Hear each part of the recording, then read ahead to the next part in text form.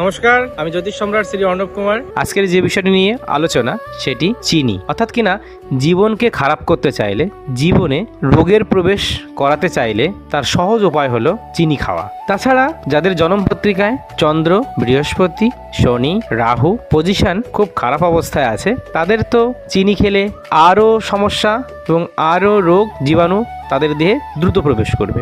এবার এই চিনি খেলে আপনার কি অর্থাৎ কিনা ক্ষতির দিক হতে পারে, যেমন আপনি তাড়াতাড়ি যদি বুড়ো হতে চান তাহলে তো চিনি খেতে হবে।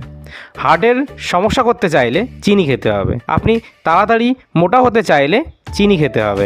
আপনার দাঁতের সৌন্দর্য নষ্ট করা, দাঁতকে নষ্ট করতে চাইলে আপনাকে চিনি খেতে হবে। আর মুখে দাগ, পিম্পল আনতে চাইলে চিনি খেতে হবে। তাছাড়া শরীরে মারণ ব্যাধি, ক্যান্সার যদি আপনি চান তাহলে আপনাকে চিনি খেতে হবে।